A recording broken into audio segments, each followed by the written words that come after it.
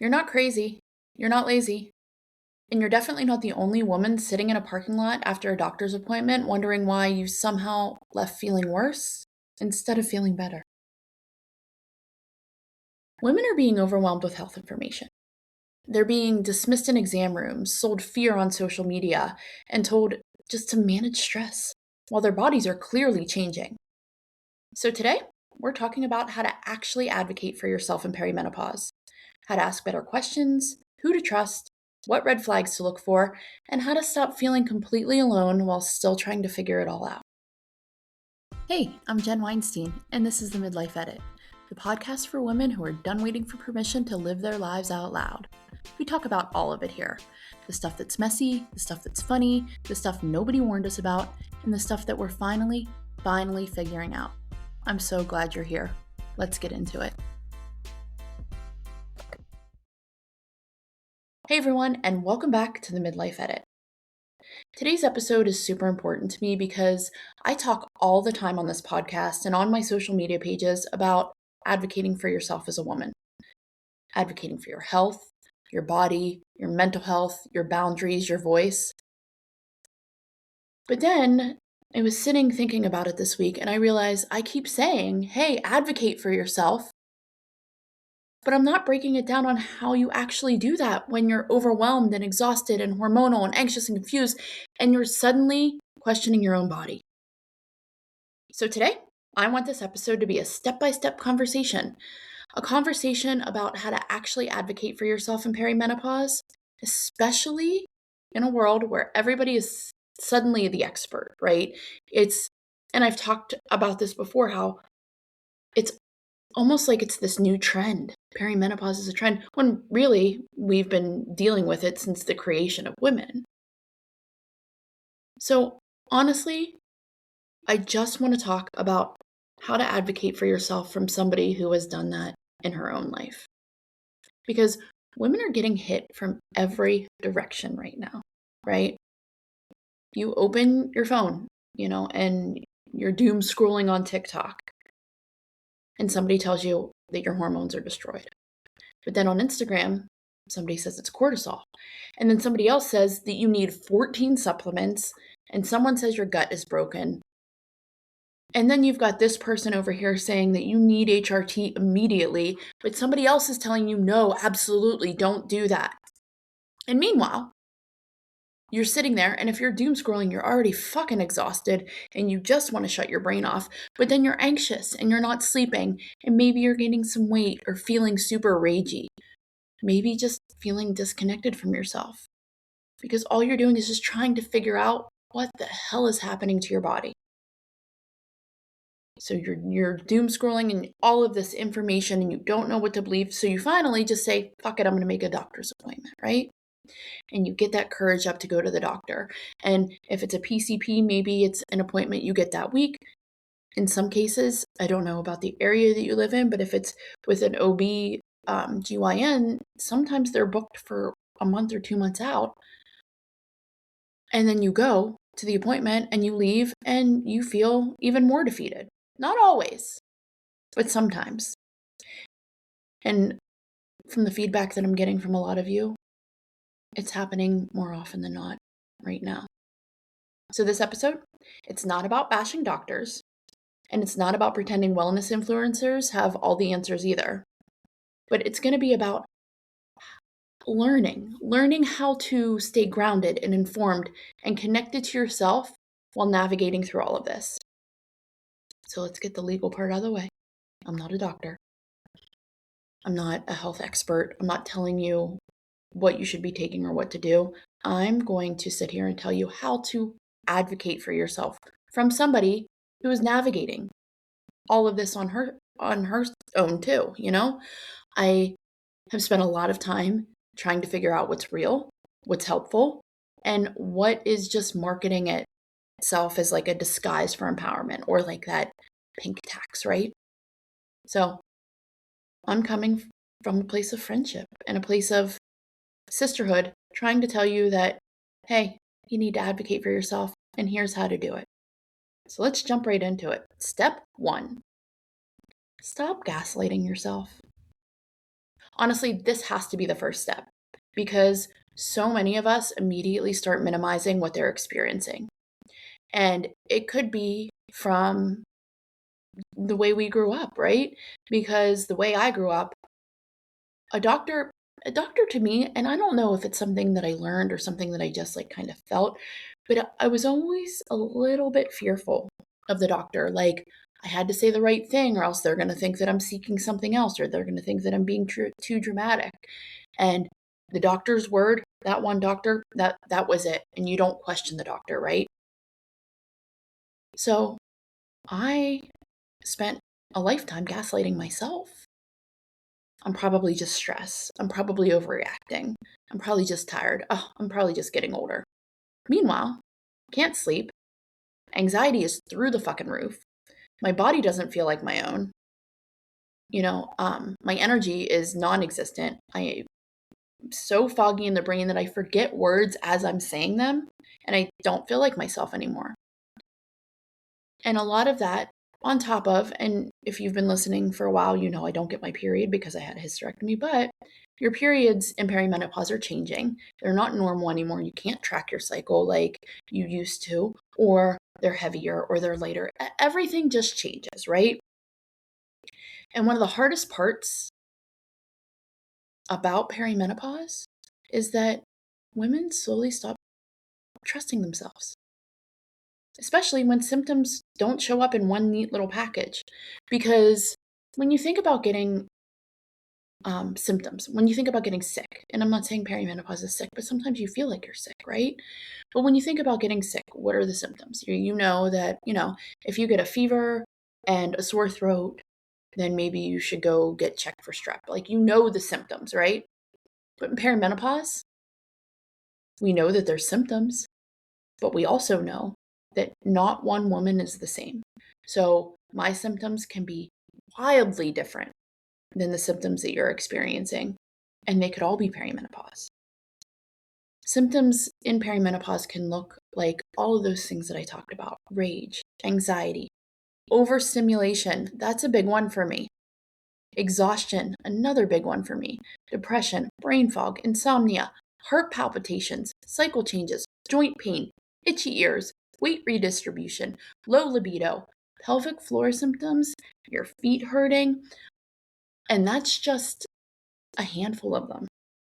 And because women are so conditioned to push through, we normalize suffering for way too long. So, step one, friends, stop dismissing yourself before anyone else even has the chance to. Don't talk yourself out of seeking help. Okay, so step two. Now we're getting into it. Track what's really happening. And this is where the practical advocacy starts.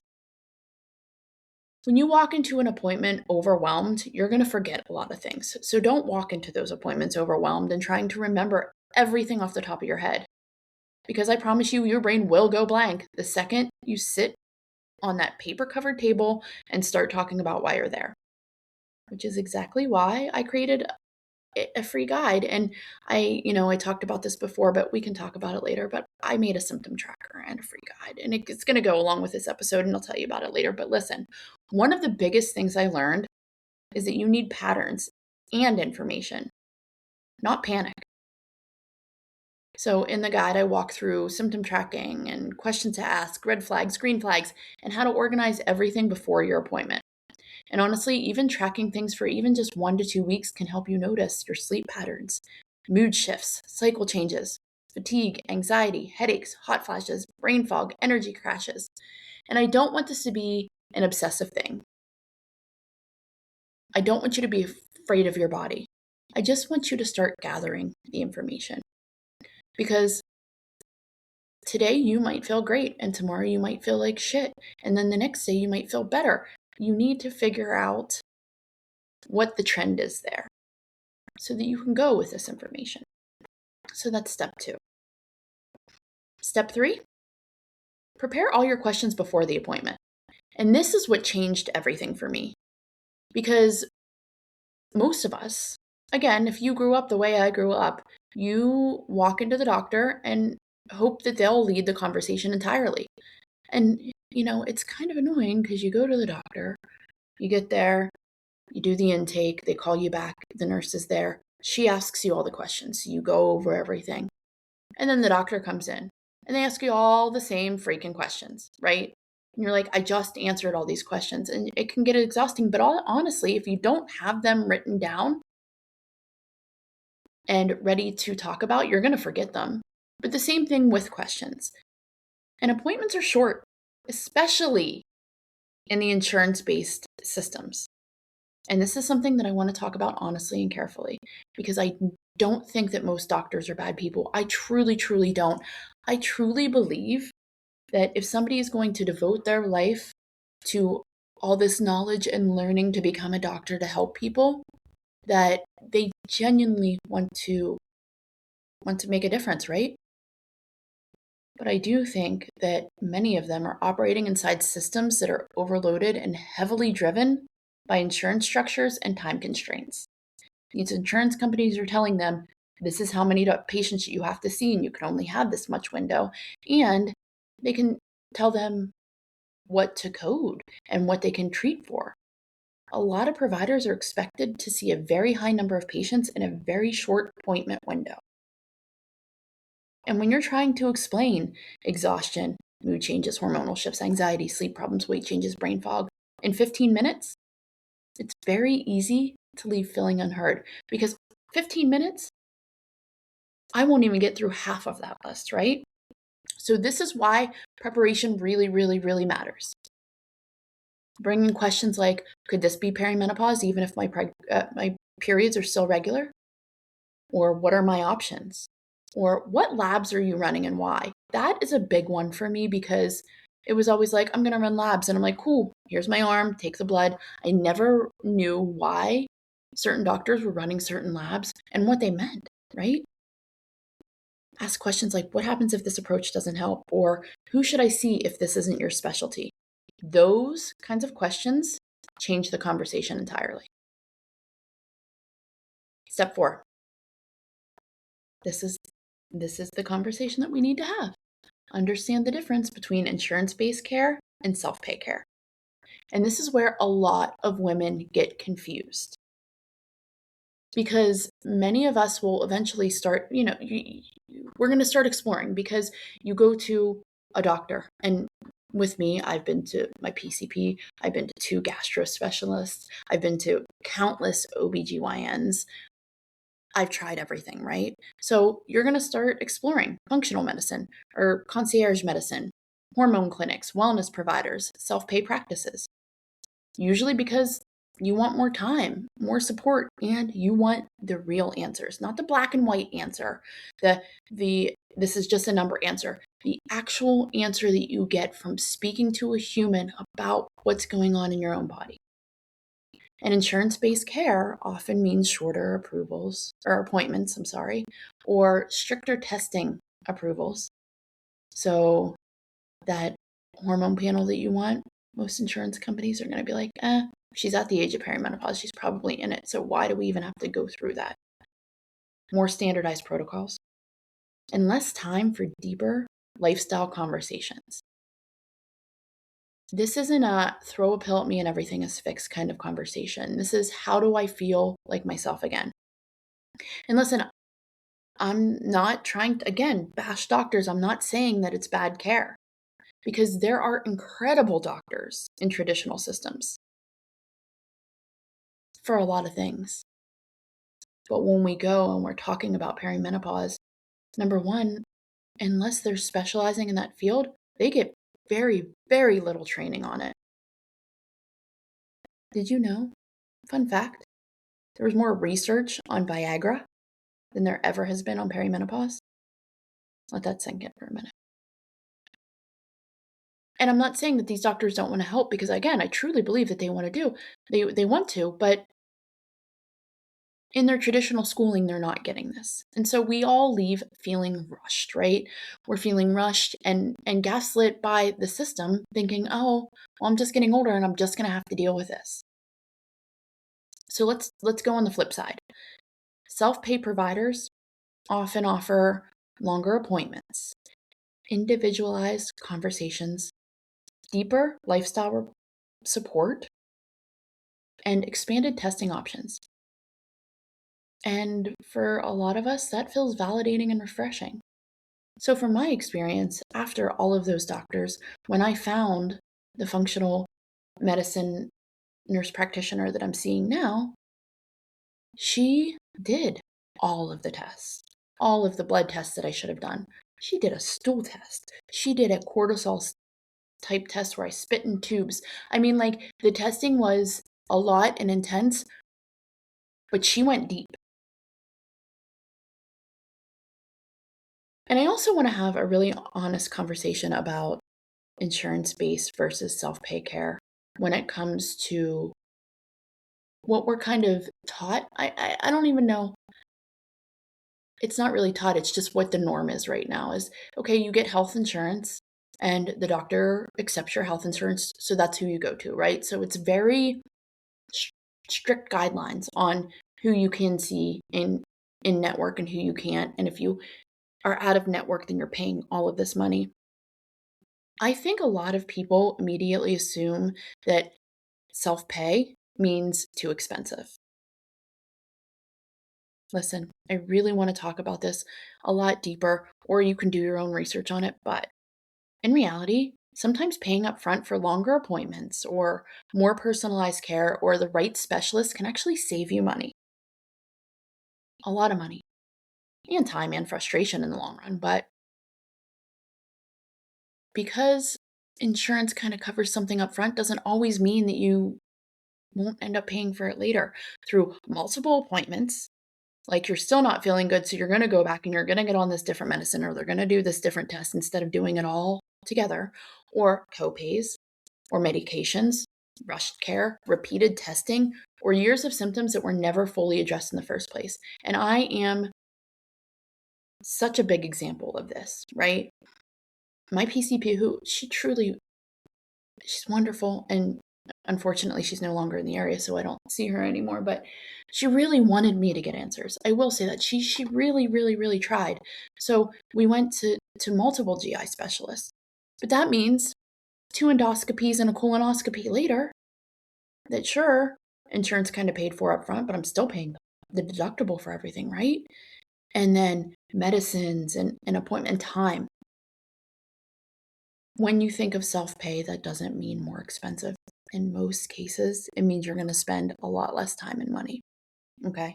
And again, not saying that traditional doctors and all of that aren't working well. I'm saying for me particular, and in this particular case, that was the way to go. But here's another weird nuance that I don't think we're really exploring or talking about enough. This wellness industry trend, because the wellness industry is profiting from women's fear. And we've talked about that before too, right? They're saying, oh, you don't need X, Y, and Z, you just need this supplement. And I love supplements. I'm on supplements for some gut things, but I'm not on them just because I was scrolling through Instagram at 3 o'clock in the morning and some younger, prettier, more fit woman tells me that I need to buy them, right? Some people are absolutely making money convincing women that they are broken, that they need these expensive, endless supplements that don't do anything, or extreme food rules, or detoxes, constant, always the next best feel better quick thing, right? And so honestly, there are so many of us that are becoming more anxious trying to fix ourselves. So advocating for yourself also means learning discernment, not panic, not blind trust, just discernment. So step 5, find providers who make you feel seen. This part matters so much. So much. I've seen, I don't even know if I could write down all the different doctors that I've seen throughout my life. And this has been, for my endometriosis and women's care part things. But now too, it's just like, I don't feel good. And that's not normal. And I don't want to continue to live that way. So I'm going to find somebody who's going to listen. And I did. Somebody who's genuinely helped me. Her name is Joanna. She is a nurse practitioner. And I'm going to link her stuff in the show notes. Her company's called Blair Wellness and Weight Loss, but it's not a weight loss clinic. I mean, it is. I'm not saying that. But she is very, very, very good at perimenopause and HRT and all of the things that are happening with our bodies right now. So I'll link her in the show notes. But one of the reasons I wanted to mention her specifically is because she actually listens. She takes time with me. She doesn't come in and act like she knows everything. She looks at the full picture, like the whole thing. And honestly, after all of the rushed appointments that I've had, being listened to feels so life-changing. It's not her telling me what to do, it's us figuring it out together. We're going through my symptoms, we're going through how XYZ made me feel. And yeah, I said about strict diets. I am on a strict AIP protocol right now, which is really going well. Actually, I feel pretty good. And that's only because I have endometriosis on top of perimenopause and a whole bunch of GI problems. So that's why I'm doing it. I'm not doing it just because somebody said, oh, you should do this and it's going to make you feel better. It's because we've done looking at my labs and all of my symptoms and everything else. But she has a partner. Her name's Jenny. Joanna is about to have a baby, so Jenny's also taking patients right now, and I'll link all of their information in the show notes because I know a lot of you are searching for support. It may work for you, it may not. But again, this isn't me saying that traditional medicine is bad and self-pay is automatically good. I just think that we deserve providers who make me feel or us feel informed and not crazy. And they don't just dismiss you because the next appointment's waiting in the hallway and the insurance company is saying that they have to, or they're not just giving you this pill because that is the pharmaceutical company that is giving them a kickback. It happens. I know there's supposed to be laws and rules and everything else about it, but it happens. So just do your research. Okay. Step 6. Don't ignore pelvic floor health. And this is something that I haven't talked about a lot on here, which shame on me, because my sister, Dr. Taylor Edmiston, is a pelvic floor physical therapist. And watching her grow her practice, and she has her own practice, and she is so knowledgeable about this that it's changed the way that a lot of women see things and how they're living their life postpartum, but also perimenopause and menopause and postmenopausal women. There are so many things that we don't know that we need to know about this area, about pelvic floor health.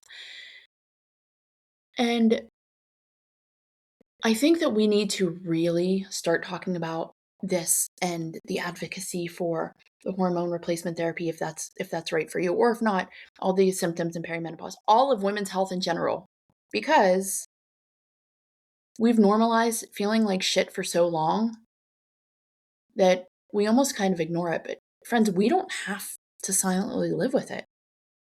So if you're experiencing things like leaking when you sneeze, we joke about it a lot. Oh, this is what kids do to me. I've had 4 kids, so when I sneeze, I pee a little. That's not normal, okay? Urgency to pee all the time, painful intercourse, pelvic pain, core weakness, postpartum changes. And there's a ton of menopausal pelvic floor symptoms when you feel like, yeah, and friends, I'm going to go there, when you feel like everything's falling out of you. Women, for the longest time, and they still are told that these things are just part of being a woman. I call bullshit. Because sometimes, yeah, they're common, but common does not always mean normal. You don't always have to feel like this. We talk about strength training, right? And how we need to strength train to get our body. But if you're strength training and you're peeing yourself while you're doing that, that is not okay. You need to find a pelvic floor specialist. And when I say this, it is like going to physical therapy. It is going to physical therapy, but it's not a if you find a pelvic floor specialist who claims to be somebody like that, who sits with you for 15 minutes and puts you on a heating pad and then sends you on your way, that is not what I'm talking about. I'm talking about the somebody like my sister, and I know I'm biased, but my sister's fucking amazing. Somebody like my sister who will get that hour-long appointment with you, who will physically put her hands, on your legs to move certain ways. She will do the work with you. She will explain why she's doing the things. She's not just going to say come 3 times a week because that's what the insurance says. No, she's going to see you once or twice a month, but she's going to do the deep work with you. So I'm going to link her Instagram in the show notes too, because she shares a ton of educational information around pelvic floor health and honestly just women's health in general. Okay. So my last step in this whole thing, because you know me, I can go on rants for hours and hours, but step 7 is be careful who you trust online. This coming from somebody who has been duped by many things online. I've joked before and said I'm surprised that I haven't never joined a cult yet, but I kind of have almost been there, whether it's an MLM from a supplement or something that I think I should buy, or, a new workout program, or somebody telling me that I need to drink maple syrup, cayenne pepper, lemon and honey. Yeah, or whatever it was, because I did that at one point in my life. I'm easily influenced. That's why they call these people influencers, right? But this one's really huge because you know that social media can be incredibly helpful. I love it for so many things, but it can also be incredibly harmful. And we talk about it a lot of times with our kids, which, there's been studies done and everything else, how it can be harmful for them. But what about for us? What about for the generation above us? What about, I, my sister-in-law came in.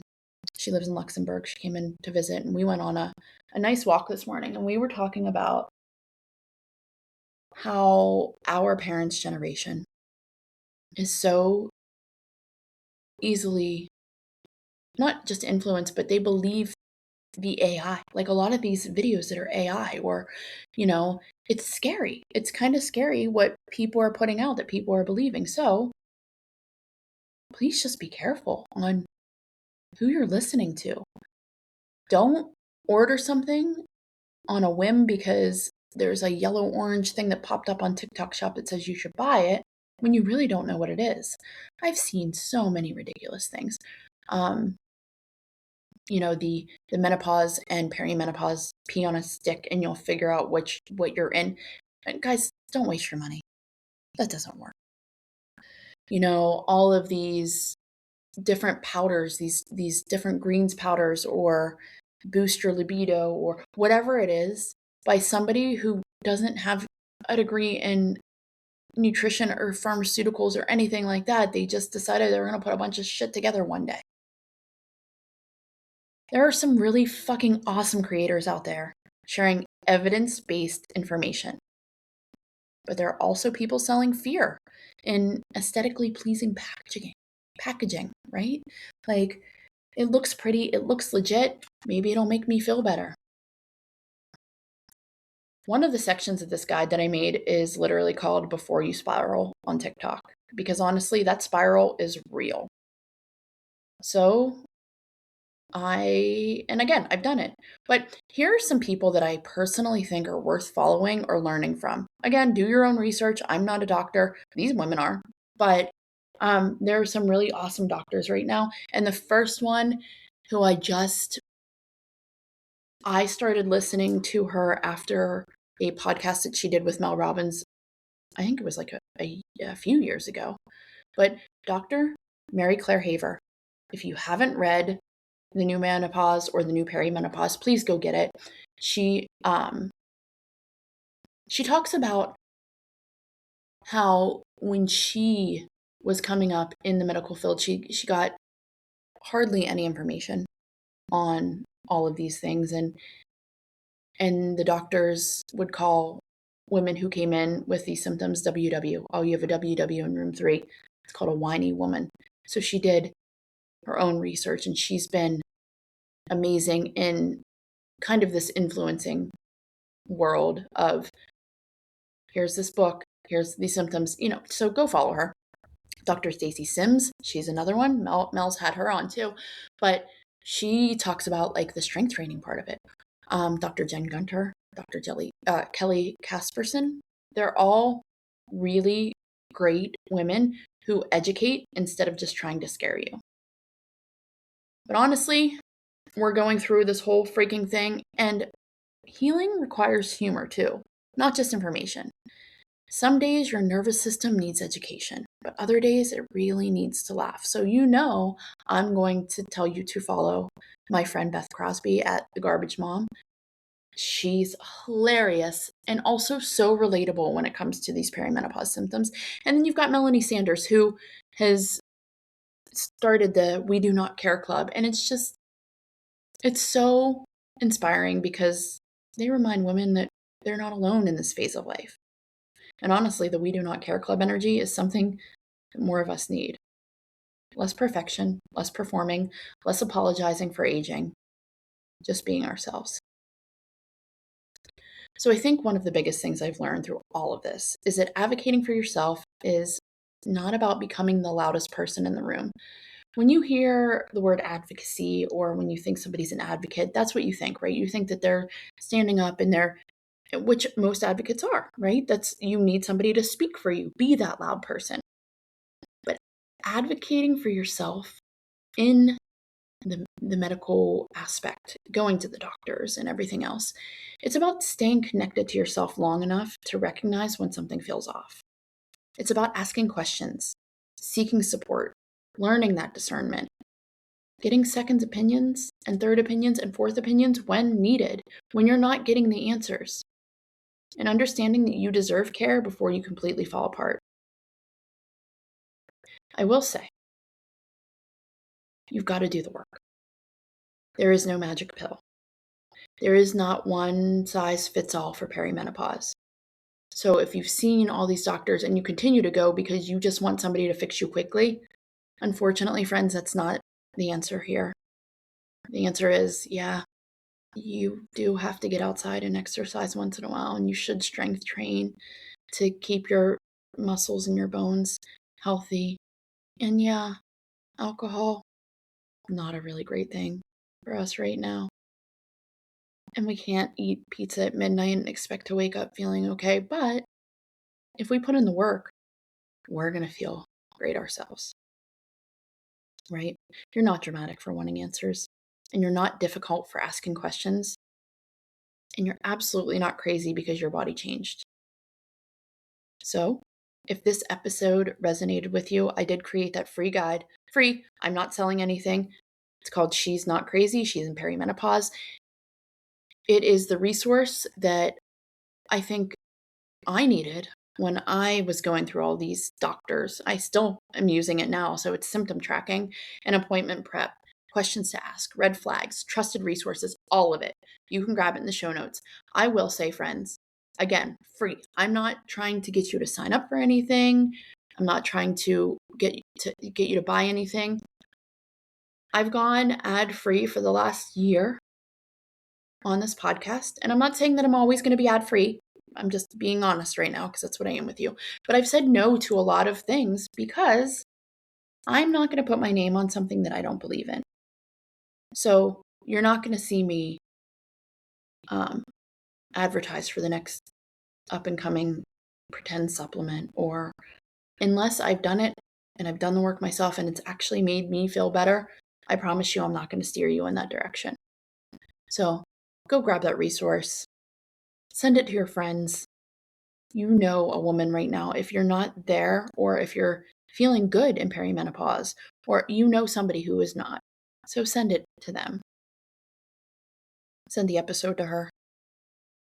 And please, the only thing I ask you to do is like, share, follow, all of the things, just to get the word out about the midlife edit more, so that more women can start advocating for themselves, so that we can stand up and start to feel the true best version of ourselves in perimenopause and menopause and beyond. Because we are kick-ass women. And we're going to go into this next chapter feeling fucking great. So make your edit right now. Download the She's Not Crazy, She's in Perimenopause, and go to the doctor. Find that person for you. Thank you so much for listening to this episode of the Midlife Edit. Go write your damn good chapter, and I'll see you next week.